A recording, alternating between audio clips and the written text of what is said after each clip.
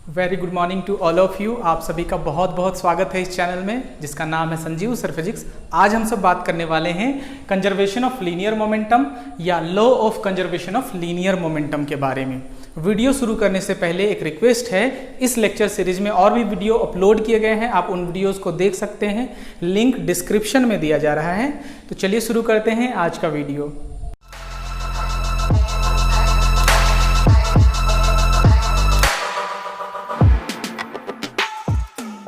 इस वीडियो में हम सब बात करने वाले हैं law of conservation of linear momentum.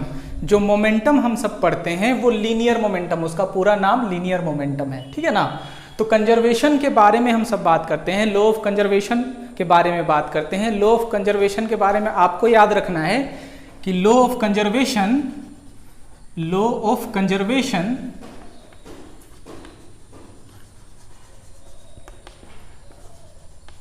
cannot be proved। इनको प्रूव नहीं किया जा सकता है। कंजर्वेशन लॉ या law of conservation cannot be proved, it can be verified, है ना। इनको वेरीफाई किया जाता है। it can be verified और disprove। इसको या तो वेरीफाई किया जाएगा या डिसप्रूव किया जाएगा, प्रूव नहीं किया जाता है। लॉ ऑफ कंजर्वेशन जनरली आपके दो तरीके के होते हैं। लॉ ऑफ कंजर्वेशन है ना, लॉ ऑफ कंजर्वेशन मोमेंटम हम सब देखेंगे कैसे मोमेंटम होता है। लॉ ऑफ कंजर्वेशन दो होते हैं, एक होते हैं एग्जैक्ट, एक हो गया एग्जैक्ट, दूसरा होता है अप्रॉक्सीमेट। एग्जैक्ट हमेशा के लिए होता है और अप्रॉक्सीमेट कभी कभी होता है। जैसे एग्जैक्ट के लिए हम सब लेते हैं लॉ ऑफ कंजर्वेशन ऑफ यही मोमेंटम जो ऑलवेज कंजर्व होगा, है ना, लीनियर मोमेंटम,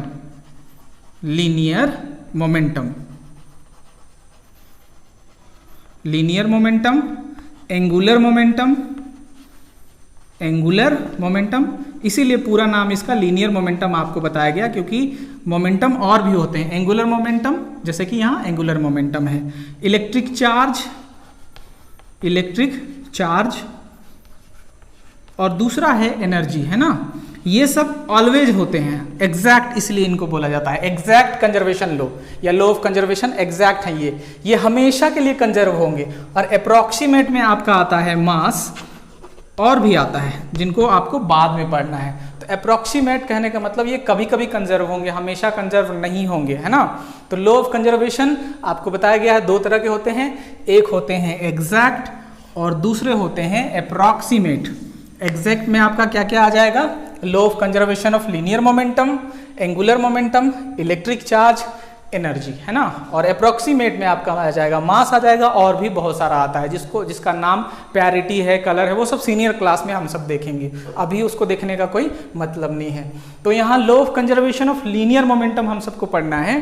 तो law of conservation of linear momentum क्या है उसको हम सब पहले समझते हैं, उसके बाद हम सब उसको क्या करेंगे, वेरीफाई करेंगे, प्रूव नहीं करेंगे, क्योंकि लॉ ऑफ कंजर्वेशन को कभी भी प्रूव नहीं किया जा सकता है, इसको वेरीफाई किया जाता है। So law of conservation of linear momentum क्या है।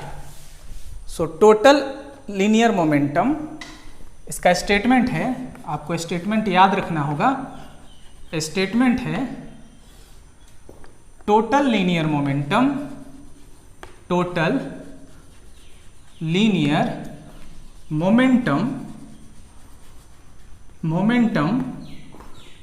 of a system of two objects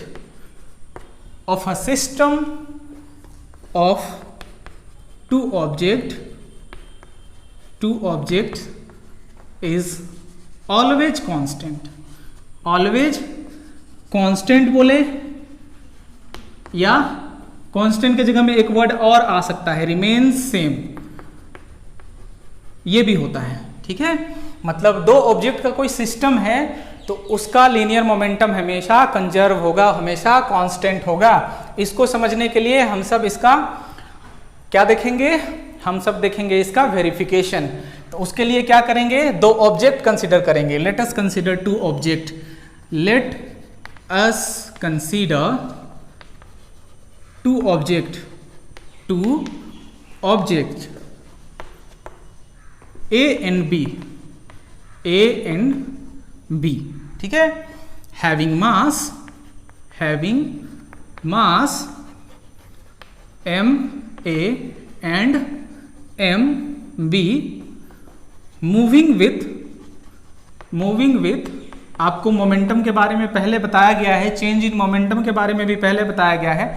आप पहले के वीडियो को देख सकते हैं, अब लिंक डिस्क्रिप्शन में दिया जा रहा है। So let us consider two object A and B having mass MA and MB moving with velocities.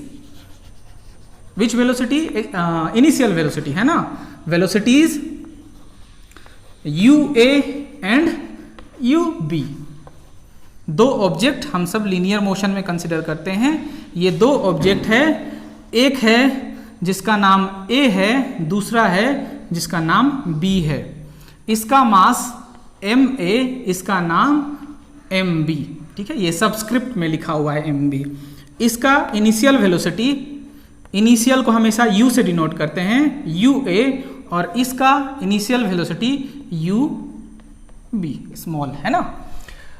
कुछ दूरी के बाद यहाँ कंडीशन आपको दिया गया है, यहाँ कंडीशन दिया गया है UA is greater than UB, मतलब initial velocity of U is greater than initial velocity of B। तो क्या होगा, इसका वेलोसिटी ज्यादा होगा तो कभी ना कभी आगे जाकर ये कोलाइड करेंगे। तो एक समय आता है जब ये दोनों आपस में कोलाइड कर जाते हैं, है ना, ये दोनों आपस में कोलाइड कर जाते हैं। ये आपका A और ये आपका B कोलाइड कर गया। तो जब कोलाइड करेंगे तो न्यूटन्स थर्ड लॉ के अकॉर्डिंग दो फोर्स काम करेगा। एक फोर्स जो ये इस पर लगा रहा होगा, इसको बोलेंगे हम सब, क्या बोलेंगे, force on B due to A, ठीक है, FBA। और दूसरा फोर्स यहां लग रहा होगा, force on A due to B, ठीक है। यहां पर इस चीज को समझना है, FAB कहने का मतलब force on A due to B, FBA कहने का मतलब force on B due to A, है ना। आप इसको लिख भी सकते हैं। तो उसके बाद क्या होगा, उसके बाद दोनों का वेलोसिटी बदल जाएगा। कोलिजन के बाद यहां आपका क्या हो रहा है, कोलिजन हो रहा है, दोनों के बीच में कोलिजन हो रहा है। अब दोनों का क्या होगा, मास तो वही रहेगा, जो मास था वही रहेगा, है ना, मास वही रहेगा, मास चेंज नहीं करेगा। और इसका वेलोसिटी क्या हो जाएगा, शुरुआत वाले का वेलोसिटी हो जाएगा इनिशियल से फाइनल, नाम क्योंकि इसका A है, फाइनल, ठीक है। दूसरा क्या हो जाएगा, दूसरा जो ऑब्जेक्ट हम सब में यहाँ लिया हुआ है B, ये A है और ये B है, दूसरे का क्या हो जाएगा, मास भी वही रहेगा MB, वेलोसिटी क्या हो जाएगा VB, ठीक है, फाइनल। अब आपको इन दोनों केस में बताना है कि यहां का मोमेंटम और यहां का मोमेंटम दोनों इक्वल होगा। मतलब इसका मोमेंटम क्या हो जाता, इसका मोमेंटम MA UA और इसका मोमेंटम क्या हो जाता MB UB। यहां मोमेंटम क्या हो जाएगा MA VA, इसका मोमेंटम क्या हो जाएगा MB VB, ठीक है। तो टोटल मोमेंटम यानी इन दोनों का समेशन इक्वल होगा इन दोनों के समेशन से, तभी आपका लॉ ऑफ कंजर्वेशन वेरीफाई हो पाएगा। तो यही हम सबको लाना है, हम सबको क्या लाना है, हम सबको लाना है MA UA plus MB UB is equals to MA VA plus MB VB, ये लाना है। तब ना दोनों मोमेंटम जो है, दोनों साइड का मोमेंटम चेंज नहीं कर रहा है, मतलब जो इनिशियल है बिफोर कोलिजन वो आफ्टर कोलिजन हो जाए, तब जाके क्या होगा, हम ये मानेंगे कि हमारा जो लीनियर मोमेंटम था वो कंजर्व रहा, मतलब कोई भी यहाँ लॉस नहीं हुआ, जो शुरुआत का था वही बाद में है, इसके लिए इक्वल शो करेगा। तो इसके लिए छोटा सा डेरिवेशन हम सब करेंगे, छोटा सा डेरिवेशन न्यूटन्स सेकेंड लॉ का यूज करेंगे हम लोग। सेकेंड लॉ से हम सबको पता है rate of change of momentum क्या होता है, rate of change of momentum is directly proportional to applied external force. तो उसको बहुत अच्छे से समझना है। कैसे इसको करेंगे अभी आपको बताया जाएगा। यहाँ आप इसको लिख चुके होंगे, यहाँ इसको मिटा दिया जा रहा है, पर फिगर को रहने दिया जा रहा है क्योंकि फिगर से ही आपको समझना है। सो यहाँ second law, from second law of motion, from second law of motion, Newton के सेकेंड लॉ है ना। सेकेंड लॉ कहने का मतलब कौन सा? न्यूटन सेकेंड लॉ है ना। From Newton second law, Newton's second law of motion. क्या पता है?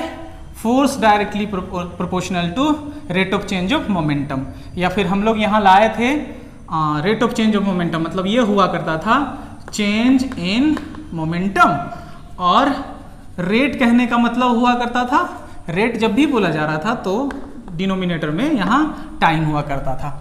और ये हम सबको मिला था F is equals to m v minus m u upon t. इसी के तर्ज पर इसको लिखना है, ऐसा नहीं होगा, यहाँ कैसे होगा उसको लिखना है ना। तो सबसे पहले हम सब लिखते हैं इस फोर्स के लिए, हम सब लिखना चाहते हैं कि इस फोर्स के लिए है ना। तो इस पर फोर्स क्या लग रहा है? F A B, force on A due to B, वो इक्वल होना चाहिए change in momentum for A, है ना। ए के लिए लिख रहे हैं सिर्फ, तो क्या लेंगे? सिर्फ ए वाला लेंगे, इसका ए और इसका ए, कितना चेंज किया होगा। तो ये इनिशियल पार्ट है, ये फाइनल पार्ट है। तो क्या हो जाएगा? एम ए भी A minus M A U A, यही तरीका है चेंज निकालने का, फाइनल माइनस इनिशियल। ये फाइनल मोमेंटम है ए का, ये इनिशियल मोमेंटम है ए का, ठीक है। और टाइम क्या लगा होगा? कंसीडर कर लेते हैं कि यहाँ कोलिजन का जो टाइम रहा होगा, कोलिजन का जो टाइम रहा होगा वो टी सेकेंड रहा होगा, ठीक है। टी सेकेंड में वो कोलिजन हो गया, तो यहाँ ले लेंगे टी। ये हो जाएगा आपका इक्वेशन 2। ठीक इसी तरह हम सब लिखेंगे बी के लिए। ये किसके लिए था? ए के लिए था, ठीक है। बी के लिए लिखेंगे तो फोर्स कौन सा लेना पड़ेगा हम सबको? एफ बी ए, ठीक है। एफ बी ए लेना पड़ेगा। एफ बी ए लेंगे मतलब force on B due to A. तो बी का जब भी लेंगे तो बी का मोमेंटम लेंगे, यहाँ बी का मोमेंटम ये दोनों है, ठीक है ना। क्या हो जाएगा? एम बी भी B minus M B you B, ठीक है, अपॉन टी। ये हो जाएगा इक्वेशन 2, ठीक है। इनिशियल जब लिए ए के लिए लिए तो दोनों का ए लिए, बी के लिए लेंगे तो दोनों का बी लेंगे, और चेंज निकालने के लिए final minus initial, M B भी B minus M B you B, ठीक है। और इसमें क्या लिए थे? ये था आपका एम ए भी A minus M A U A, ये दोनों हो गया। अब from third law of motion, है ना, from Newton's third law of motion, Newton's third law of motion. हम सबको पता है एक्शन और रिएक्शन इक्वल एंड अपोजिट होते हैं। सो एफ ए बी आपका इक्वल होगा एफ बी ए के, लेकिन अपोजिट होगा, तो नेगेटिव साइन लगाएंगे, है ना। तो यहां हम सब क्या करेंगे? उन दोनों इक्वेशन का यूज करते हुए इसको लिखा जा सकता है। एफ ए बी क्या है? एफ ए बी हमारा ये है, तो यहां पर लिखेंगे using equation 1 and 2, using equation 1 and 2।